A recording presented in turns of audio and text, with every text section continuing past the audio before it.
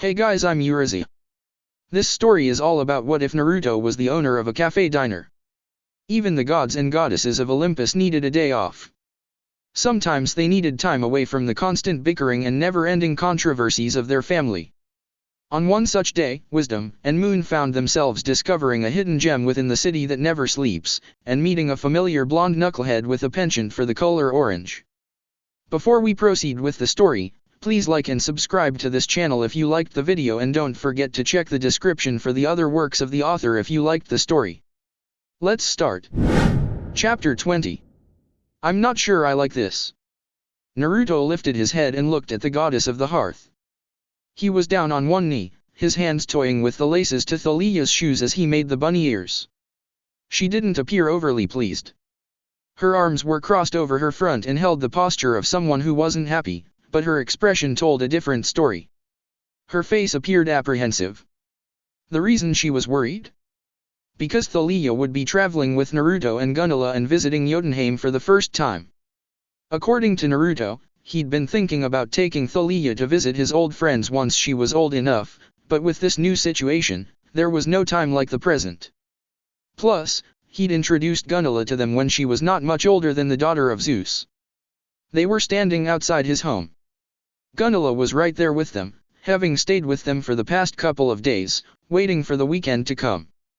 They wanted to go earlier in the week, but they didn't want to take Thalia out of school, so they waited. Thor kept his promise to the goddess and left after dinner, though he did help himself to most of the cooking that evening, devouring everything he got his hands on. Melino was at the Fox's Den, running the ship that morning until Hestia went in later in the afternoon. He made sure to leave a few clones in the back to help them with the kitchen duties. Sally and Percy, meanwhile, were visiting Montauk for the weekend, having some mother-son bonding time away from the craziness they'd witnessed earlier that week. He couldn't blame them. It was a lot to take in. The blonde stood up, ruffling Thalia's head, and stepped forward towards the deity. He put one arm around her shoulders and gave her a quick squeeze. Don't worry. Nothing's going to happen to her. I'll be right there with her, and so will Gunilla. I know, but still, Hestia bit the side of her lip. Isn't she too young for this? Not to mention, she has homework. We finished her homework last night, remember? It was rather amusing to see Hestia's worry, but Naruto wanted to alleviate her worries and ushered Thalia forward. Thalia, can you tell Aunt Hestia the main rule while we're away from home? The little girl scampered forward. The golden rule is that I'm not allowed to wander off. I have to stay with Uncle or Big Sis Gunilla at all times. The blonde gave Hestia a proud look, watching as her face was a mishmash of thoughts and emotions. Are you sure I can't convince you to let her stay? He gave her shoulder another squeeze. She will be fine. I'll be right there. It's not like the others will do anything, and any giant will run a mile if they see Gunilla. Hestia gave a little hum but still didn't appear convinced. You know, for someone who claims she doesn't have a motherly bone in her body, you sure are worrying like one. There is nothing wrong with having a little apprehension to the notion that my niece is off to another world. Hestia replied in a matter-of-fact tone. It's not like it's a place I'm able to visit on a whim should something go wrong. Only the Norse pantheon had access to the other 9 worlds that sat connected thanks to the Yggdrasil. The world tree was so ingrained within the Norse pantheon, it became rare, if not impossible, for a deity of another pantheon to gain access to it. She'd seen it once, back in the early days of the Greek pantheon, long before any of Zeus's children came into being and first made contact with the Norse. It would be correct in thinking the relationship between the two were frosty at best, with both sides keeping to their own, except for a few instances when either side met by chance while out in the world. Well, it's a good thing nothing will go wrong. He grinned and let out a silent laugh as Hestia gently pushed him away and started smoothing down the jumper Thalia was wearing, muttering something about not getting the creases out of the fabric. Hestia could be such a worrywart. Leaving Thalia to be fretted over by her aunt, Naruto stood next to Gunilla, who was staring at the pair. You okay? Gunilla nodded. I'm fine. I guess I'm still just a little surprised at your new situation. I know it's been some time since we last saw one another, but I didn't think you would accept another demigod into your care. Especially, one not from the Norse pantheon. The older blonde shrugged. Well, it wasn't planned. When I came to New York, it was under the guise of keeping a low profile. I figured I could stay here for a decade. Maybe two, if I was lucky.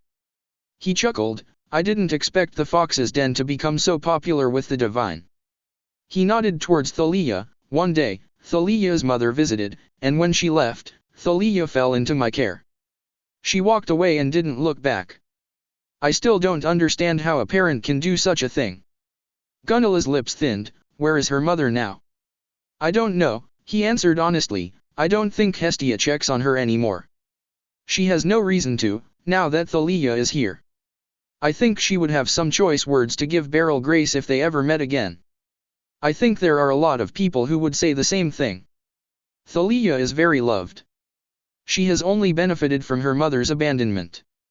Think what state she could be in if she was still under her care. I try not to. He put one hand on Gunnela's shoulder, but you're right.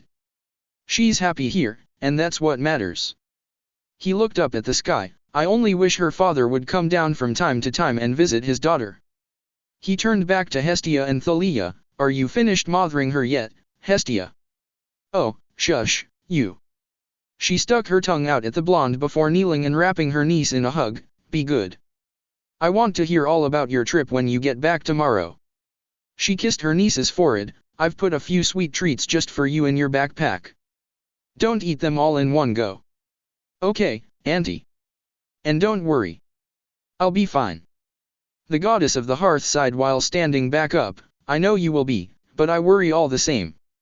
She gave Naruto and Gunnela each a look. Both of you keep a close eye on her, please. When both blondes nodded, she brought both of them into a hug. In that case, enjoy your time in Jotunheim, and I'll see you when you get back. I've packed some food for you all for when you get hungry. Naruto, there's a thermos with coffee inside and another with hot chocolate for Thalia. You're the best, Hestia. Gunnela held a hand out to Thalia, which the girl promptly clasped onto. We should get going. The sooner this mess is sorted out, the better. Agreed. Where is the closest point to the World Tree? Hestia asked. In order for the trio to make their way to Jotunheim, they would need to travel across the branches of the Yggdrasil that connects the 9 worlds. They could have taken the Rainbow Bridge or the Bifrost as it was also known by, but that would alert Zeus and the rest of Olympus that someone not from their pantheon had entered their territory without asking.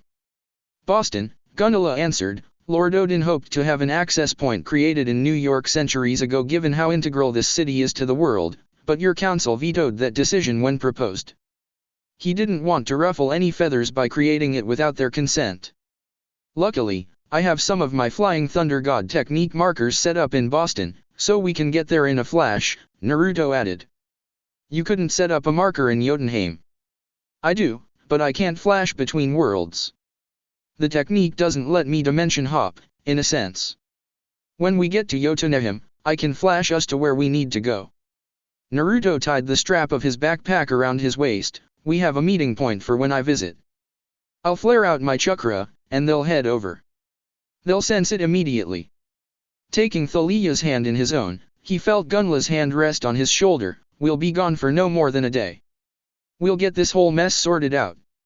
See you tomorrow, Auntie. Goodbye, Lady Hestia. Before Hestia could say a word, the trio was gone, leaving the goddess behind. She released a small sigh before turning around and walking inside. She noticed the sky seemed to darken and gray. The weather over New York typically altered with her brother's ever-changing mood. She couldn't help but wonder what was causing Zeus's mood to fluctuate so much. With her circle of privacy, she doubted he was spying on her. He knew better than to try that. He'd made that mistake once and promised he would never do it again. Closing the door behind her, she rested the back of her head against the wood. Well, at least it means I get a night to myself. Whoa. This place is so cool.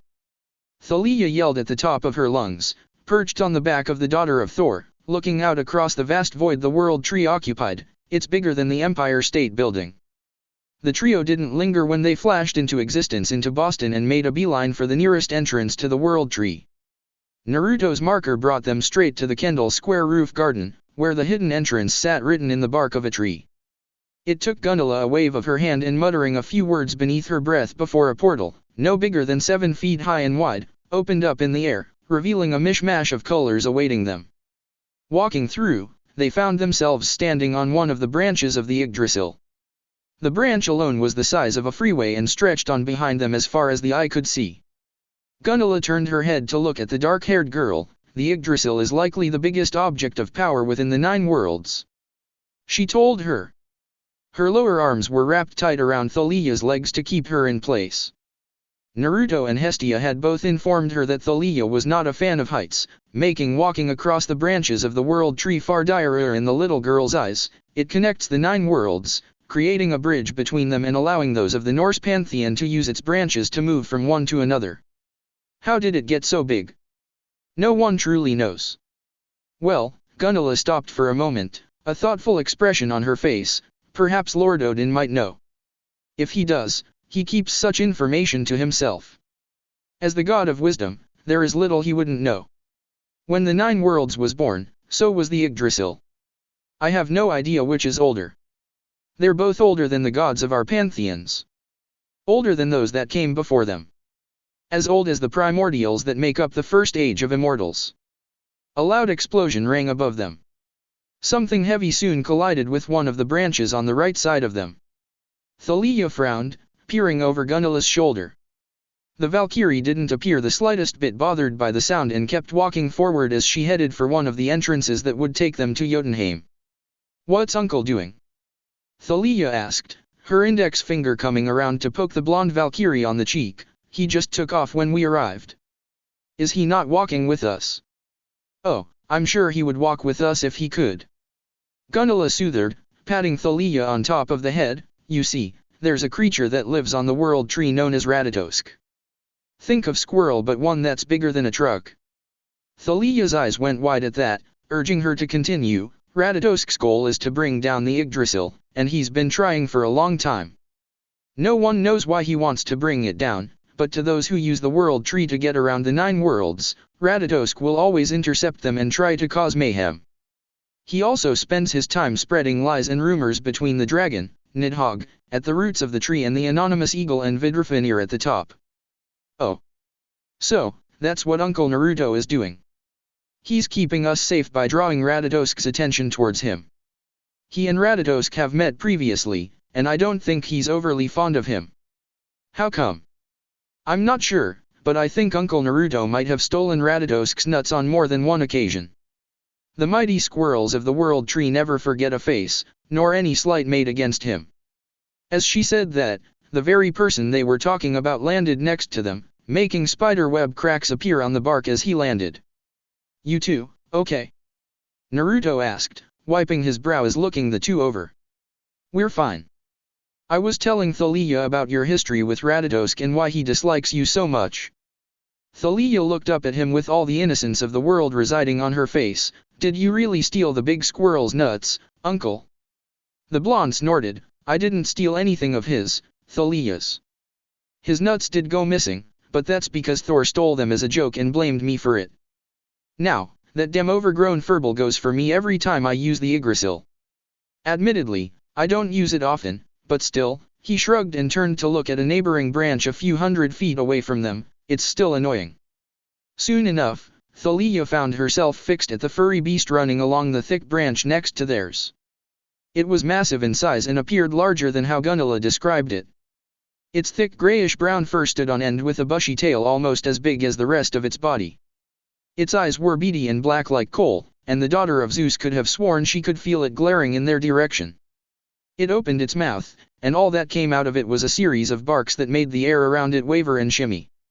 His language is appalling, Gunilla said, shaking her head as the blonde shinobi frowned. If Lady Hestia came with us, I fear she would burst a blood vessel if she heard his words. I'm glad they've never met. You and me both. I dread to think what would happen if that day ever came. He made a familiar hand sign, and half a dozen cones sprung to life and dashed across the branches and towards Ratatosk, who scurried across his branch to intercept the incoming pests. I'll see you shortly. He patted their heads, much to Gunnilla's mixture of amusement and annoyance. A moment later, he took off after his clones to join in keeping Ratatosk entertained. The two girls ideally watched from afar as the clones jumped on the giant squirrel before the blonde shinobi skidded to a stop, threw his hand back and allowed Rasengan to swirl to life in his palm. It grew and grew until it was the size of a small truck and threw it forward to collide with Radosk squarely in the abdomen. The effect was immediate, and Radosk found itself flying through the air, launched off his feet. He soon smashed into a higher branch with a resounding impact. Thalia scrunched up her face. "Doesn't that hurt the big squirrel?" she asked, watching closely as the giant squirrel shakily started standing back up. The expression on its face made it appear angry as it glanced down at its burned fur. "I wouldn't worry. Radosk is incredibly durable. I've seen him take a lot worse and get back up." On cue, the furry beast wobbled to his feet, the fur on the front of his body scorched from the impact with an incensed look upon his face. "See? He's fine. What if he falls off the side?" Thalia didn't dare look down, but the younger girl pictured it being a long way down to the bottom. "Does the world tree have a bottom?" "There is no bottom," Gunilla explained, "but if someone fell from the branches of the Yggdrasil, they would fall through an endless void until eventually falling through a gate that led to one of the 9 worlds. Like Midgard and this Jotunheim place we're going through." "That's right. The last thing you want is to fall into worlds like Muspelheim or Niflheim. One is a world of fire and lava, while the other is an endless winter of unbelievable harshness. Both are inhabited by giants of the elements of their world. They are prickly to outsiders, especially Muspelheim." Gunilla turned her head to look at Thalia. "And then you have Helheim, the realm of the dead. I do not know much about that world, for I have never had to venture there in my 500 years of life, but it's controlled by the goddess, Hela. She does not take kindly to the living scouring upon her realm. I've heard she can be difficult to reason with, so most tend to avoid her." Another explosion and both girls watched as Radosk sailed over them and impacted another branch far off to the left of them. The squirrel of the Yggdrasil was taking some heavy punishment, though both girls ignored him and carried on their way, even as their blonde protector pounced over, drop-kicking said beast square in the jaw. Jotunheim. Man, that was irritating. I forgot how much crazy stamina that squirrel possesses. Naruto muttered, stepping through the portal in the bark of the Yggdrasil. He dusted himself off, ridding himself of pieces of bark and debris that came from his tussle with Radosk. Once done, the first thing he did was take a deep breath. The air in Jotunheim was cool and clean in a way that reminded him of home. Untainted by the technological advancement of humanity and the constant growth of cities, the world of the giants remained untouched. Great mountains and forests stretched across the world for as far as the eyes could see. Nature untouched and lakes untainted. It was as if he'd stepped back in time when the earth, or Midgard as the Norse would call it, was once the same.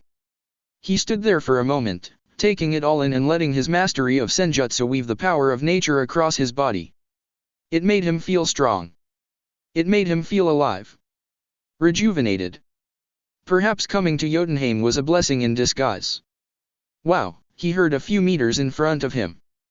Gunilla and Thalia stood side by side, the young daughter of Zeus now on her feet and eyes full of wonder as she stared at the various mountains that surrounded the land. They'd arrived moments earlier before the blonde stepped through the portal into Jotunheim, and Thalia had been quick to jump off Gunnilla's back and stare at the new world around her. He and Hestia had taken her away to spots around the United States in the past 5 years, but they couldn't compare to the lands of Jotunheim. That was my first reaction when I saw Jotunheim for the first time. Of the 9 worlds, it's one of the most beautiful. The only ones that surpass it are Asgard and Vanaheim, though many may disagree. Naruto spoke, putting his hand on Thalia's shoulder as he came to stand next to them. The mountains are so high. Everything is so big here. Even the trees were enormous, standing as big as the tallest buildings in New York City. Now that we're here, where do we need to go to meet your friends? The answer she got back was her guardian pointing towards one of the mountains off in the distance, which happened to be one of the larger ones. We're heading right there. Naruto pointed off in the distance, towards a tall solitary peak that sat away from the rest. It was so far away that if Thalia held out her thumb, it would be no bigger than her fingernail. That's kinda far, isn't it? Thalia asked, before feeling herself getting hoisted onto Naruto's back. Huh. If we walked, it would take us 2 or 3 days to reach the mountain. That's why I'm going to run and carry you. He grinned and looked at Gunilla. I can make a clone to carry you too if you like. Gunilla adamantly shook her head, nah. Why not? You loved it when you were little. I'm not some child you can throw on your back all willy-nilly. Besides, Thalia watched in amazement as a set of wings sprouted from Gunnilla's back, golden like the sun and each side bigger than Thalia in size. I can just fly there, myself. Naruto nodded, impressed at the little showboating Gunilla was showing. Well, okay, if you're sure. We'll be waiting for you at the top. Before Thalia or Gunilla could say another word, the blonde shinobi took off from the ground like a bullet and sped across the branches of the trees, his form barely more than a blur. All one could hear was Thalia's screams becoming more and more distant. Gunilla didn't hang around and took off into the air, her golden wings gliding her across the air currents with the grace of a swan. Midgard. Goodness, it sure is quiet without those two around here, Hestia muttered to herself, flicking on the lights of Casa del Uzumaki as she quietly closed the door behind her. Her day at the Fox's Den had been largely uneventful. The usual busy periods came and went with Melino not so subtly making offhanded comments about her boss and manager gallivanting across Jotunheim. If Hestia didn't know any better, she would have thought her brother's child was jealous, not that the younger goddess would ever admit to such a thing. Making her jacket disappear into her closet up in her room, Hestia found herself standing in the hallway, unsure of what to do. Normally, she'd be getting dinner ready by now for Thalia and Naruto and afterwards, ensuring her niece was ready for bed. She'd developed a routine since taking up part-time residence, but now, she wasn't sure what to do with herself. I suppose I could head back to Olympus for the night. She muttered to herself before hearing another crash of thunder booming across the sky, the lightning lighting up the city. On second thought, I think I'll stay here. It sounds like Zeus has been in one of his moods all day. The weather progressively got worse as the day went on. Despite wondering what was causing her brother to have such a hissy fit, her main thoughts were with the blonde and dark-haired little girl currently a world away. Kicking off her shoes, she stretched out her arms and climbed up the stairs. How about a nice long bath with candles and bubbles? She told herself, smiling at the prospect as she removed a hairpin and let her long and luscious hair flow down her back. I think I've earned an evening to pamper myself. She didn't do it often, but she liked to treat herself when time afforded it. With Naruto and Thalia away, why not spoil herself? Minutes later, as the bath began to fill up, Hestia found herself walking through the first-floor hallway in a white bathrobe, her hair swept down one side. A book was in her hand, one she'd been reading over the past fortnight. Before bed, she spent 30 minutes reading as a way of calming her mind and letting her body relax into the bed. It was a little habit she picked up from Athena. A thought hit Hestia that made her stop. There's no one around. I'm the only one home. Her free hand came up and played with the robe that covered her body. A playful smile was on her face. I mean, who would ever know?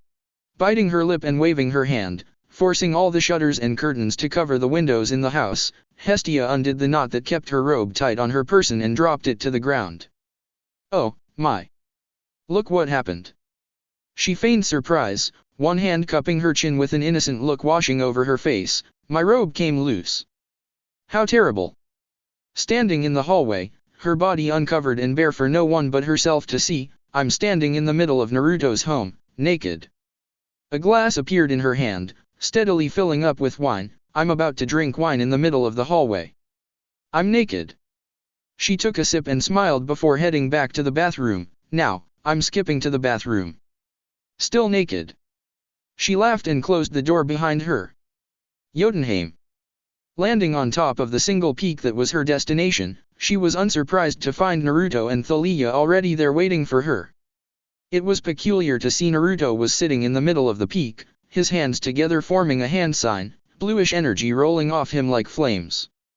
What was rather comical was seeing Thalia clutching the ground like a lifeline, almost as if she was hugging the earth. Land. I'll never leave you again. She heard the little girl say. She had to assume the daughter of Zeus was not a fan of Naruto's form of travel. So, Thalia is not a fan of the way you travel by foot. Gunilla stated, I can't blame her. You never knew the meaning of restraint. I'm surprised her hair managed to stay in shape. She patted the younger girl's hair down and took a seat on the ground beside her, looking out across the vast world of Jotunheim atop of the peak. Are you giving them the signal? I am. I should only be a moment longer. The aura of chakra around Naruto increased for a split second, tripling in size and making the peak crack and rumble from the sudden intensity. A moment later, it cut off entirely, the aura around the blonde disappearing. That should do it. I imagine the first will be here within the next hour. The big blue eyes of Thalia looked up at him as he came sat on her other side. You still haven't told me who we're meeting. Why ruin the surprise? Naruto replied to her, giving her a wink and took off his backpack. It's been a long day. I can't believe how quickly it's flown by. Unzipping the top, he reached in and pulled out the thermos Hestia prepared for them. How about a hot chocolate in a sandwich? Thalia nodded and watched as her uncle took off the cap and poured the warm contents of the thermos into the lid. The scent of the chocolate quickly tickled her nose and she couldn't help but hum in delight, taking it in her hands. She took a quick sip, and her shoulders slumped in joy.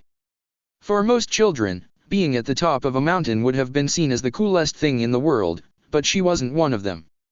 She didn't like heights, and there was no way she was looking over the ledge. She didn't want to think about how she was getting down. She didn't fancy the idea of getting a piggyback from Naruto again. Once was enough for a lifetime. What do you think Aunt Hestia is doing back home? A thoughtful expression appeared on the blonde's face. You know, I'm not sure. She's probably enjoying the peace and curled up in bed with a book. Uzumaki residence. Ah, love yat, baby. The goddess of the hearth sang, still without clothes and holding a hairbrush in her right hand. Her shoulders shimmied one way, while her hips went another in rhythm with the song currently playing throughout the house. Oh, love yat, baby. Jotunheim. Yeah, you're probably right. Thalia agreed and hurriedly gobbled up one of the sandwiches sitting on the napkin in front of her. The young daughter of Zeus turned to Gunilla, who sat on her other side. So, do you come to Jotunheim often? The daughter of Thor shook her hand in the air. Occasionally. Most of my duties pertain to Hotel Valhalla or Midgard. It's rare for me to visit the others' worlds unless ordered to by Lord Odin. Being offered a sandwich, she graciously accepted. Thank you. So we just wait here? Thalia asked. Naruto nodded. That's right. We wait here until they arrive. Olympus. Haul ass. Hermes cried, running through the streets of Olympus and narrowly avoiding a lightning strike, scorching the ground and forcing all those in the nearby vicinity to run for cover.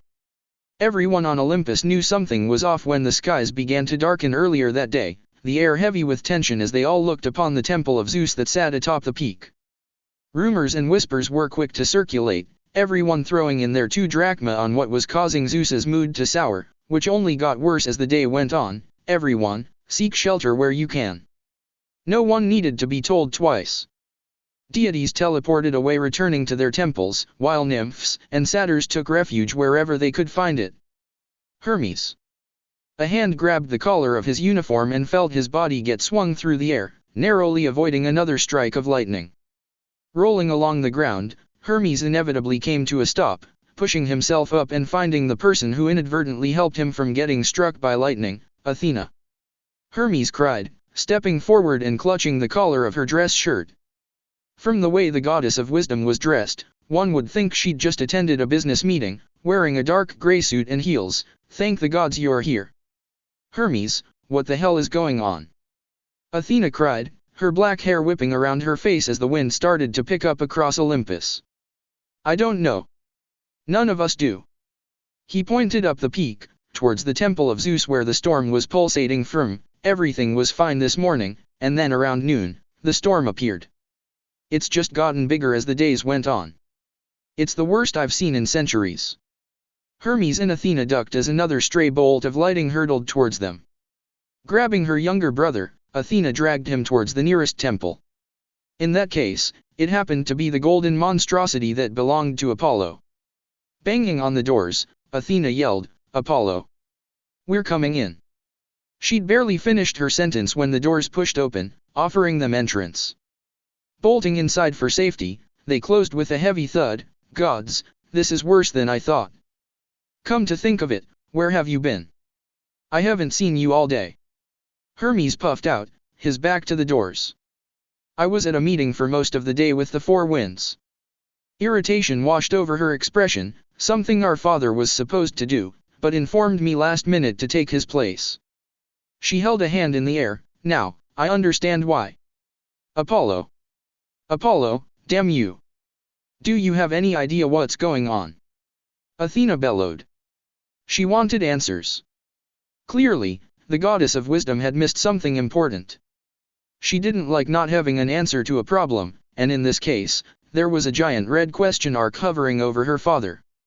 Well, both Athena and Hermes turned their heads, spotting a head of blonde hair poking out from behind one of the many golden statues the god of the sun kept of himself in the main foyer of the temple. It's only a guess, but I did see someone head towards father's temple. 10 minutes later, this storm appeared over our heads. Who?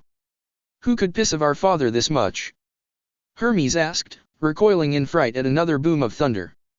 He could actually feel the golden temple shake from the intensity. Apollo gulped, his hands gripping the golden posterior of his statue in comfort. Hera. Oh, yeah, that'll do it. Hermes gulped, but what could she do that's angered him to the point that he might destroy Olympus? Athena looked thoughtful, her heels tapping against the floor. I think that's the wrong question. Athena replied, drawing the attention of both her brothers, we shouldn't be asking what Hera's done to upset Zeus, but the reverse. What's our father done to upset his wife? All three children of Zeus looked at each other. It took less than a second for them to realize what the likely motive was for Hera's rage and why the thunderstorm was forming overhead. Each had a different reaction. Hermes face-palmed, Apollo shook his head while resting his forehead against the golden posterior of his statue, and Athena cursed in Greek, stamping her foot angrily against the floor. Her father was impossible. Jotunheim. Thalia knew something was approaching the moment she heard her uncle and protector cease talking and watched his head snap up and look towards the sky. Next to her, Gunilla reacted moments later the same way, her blue eyes gazing up at the clouds. The two blondes pushed themselves to their feet, prompting Thalia to do the same.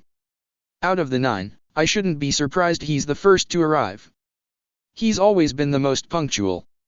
Naruto spoke aloud, a hand coming to rest on Thalia's shoulder. Are you ready to meet some people even older than I am? And a lot bigger. Bigger? Thalia asked, her face scrunching into a frown as Naruto and Gunilla focused on the sky. Doing the same, it wasn't long before the daughter of Zeus spotted what they were looking at. At first, it was a tiny black dot off in the distance, no bigger than her thumb. It was only as the seconds ran by did the object get bigger and bigger until Thalia found her jaw dropping and eyes widening in disbelief. By the time the figure arrived before them, it dropped from the sky and impacted the earth with a shockwave that almost made Thalia lose her footing. The only way the little daughter of Zeus could describe it was that of a giant beetle with 6 insect-like wings sprouting from a 7th tail colored a pale green. It was bigger than anything Thalia had ever seen. It was as big as a New York skyscraper and spied an orange glow coming from behind its armored face. The eyes, perhaps? 6 smaller arms with 3 on either side grew from its main body with horn-like protrusions sprouting from its shoulders. Thalia, I'd like you to meet Kome, Naruto introduced, smiling up at his old friend. He's known as one of the Biju, or tailed beasts, as they're commonly known as. Kome is the 7-tailed beast. Naruto gave a small salute to the giant entity. It's been a while, Kome. A distinct buzzing sound resonating from Kome began to cease, and Thalia felt the hairs on the back of her neck stand on end when the enormous creature leaned forward until it stood barely a few meters from them. Naruto, the voice called, surprising Thalia and gaining a new look of wonder. The voice was deep, but there was a softness to the voice that the daughter of Zeus hadn't expected for one so giant. You haven't visited us in some time. Where have you been? Ah, sorry about that, Kome. I've been a little occupied. I figured the Biju wouldn't want me hounding them all the time, so I gave you guys some space. The blonde scratched the back of his head and chuckled. Has everything been well? Kome shrugged. I can't complain, though that fool, Shikaku, is causing trouble again. Yeah, I heard. Gunilla came to Midgard and informed me what he was up to. Naruto replied, has Kurama or the other tailed beasts not tried to speak with him? A loud grunt left the Biju's mouth. You'd have an easier time drawing water out of a stone if you think Kurama cares for anything that Nuki does. All they do is bicker when they run into each other. Slowly, Thalia felt the orange glow of Kome's eyes shift and fall upon her. Who's this? Moving to stand behind Thalia, both his hands steeled on her shoulders and gave her a pat. This is Thalia. She's a demigod, the daughter of Zeus. She came under my care 5 years ago and I thought it would be a good chance to introduce her to everyone. A deep hum resonated from the bijou. Say hello, Thalia. Gulping, Thalia tried to steel her nerves. Hello. She gave a short wave. There's no need to feel uneasy, child. You are a friend of Naruto's, and therefore a friend of mine. Kome reassured and looked at Gunilla. It's good to see you again, Gunilla. I hope you are keeping well. The same to you, Lord Kome. A deep sigh escaped the bijou. I'm no lord, lest I need to always remind you. He then looked back to Thalia. You took another one in, huh, Naruto? I thought you kept to yourself these days with that little goddess following you around from time to time. Times change, I guess. That's the thing about immortality. Gives you plenty of time to think and adjust. Both turned their heads and Thalia looked off in the direction they were facing. Much like moments ago, a large figure made its way towards them, leaping from mountain to mountain with bluish hue engulfing their body. Our next arrival. The rest will be here shortly. Naruto said, smiling as the Thalia began to realize the next entity coming towards them was a giant cat, twin tails flickering from side to side. Uzumaki residence. Knock. Knock. Knock. Blinking in surprise, the quiet interior of Naruto's home was interrupted by a series of knocks at the front, alerting Hestia as she pushed herself up from the couch. Her peaceful night had been going blissfully. So well, in fact, she'd summoned a bottle of wine from her personal collection back from her temple on Olympus. She didn't indulge often, but for tonight? Why not? Outside, the thunder had finally begun to cease but was replaced by a heavy downfall of rain. Whatever was eating her younger brother all day seemed to be dying down, though, it left the king of the gods in a melancholy-like state. She would leave him be for now, but if his mood continued to fester into tomorrow, she'd have no choice but to visit and ask what was bothering him. He could be so dramatic when he wanted to be. Humming to herself as she moved, she threw open the door, half expecting to find Naruto and Thalia standing there. Instead, she was visibly taken aback by who stood on the other side. She was drenched from head to foot, her dark hair mats to her forehead and her chitin sticking to her like a second skin. An emotionless expression masked her face, her eyes lacking its usual fire. Hehera. Hestia spoke, unease laced in her voice. What are you doing here? Hera started but her voice was stuck in her throat. It took a moment to gather herself before anything came out. I wasn't sure where to go. I looked for mother but she's gone off the grid again. Her expression turned pained, her lip trembling. I know you spend most of the time here. I didn't know where to go. Hey, Hestia closed the distance and wrapped her up in a hug. It's okay. She felt her sister sob into her shoulder. Just tell me what happened. Something happened with Zeus? It would explain the crazy weather over the city. She felt her sister nod against her shoulder. She heard her sister mumble something, but Hestia couldn't make out her words. I'm sorry, Hera, but what did you say? Hera lifted her head and spoke the words Hestia never imagined her sister would ever say. I left him, Hestia. I left him for good. My marriage with Zeus is over. Hestia wasn't sure how long she stood there looking at her sister. The only thing that came out was a word she very rarely used. Oh, fuck. Author's note, thanks for reading everyone. I hope you all enjoyed the chapter. Have a good Christmas. See you all in the new year. That's it for part 10. Thank you for watching and see you on the next video.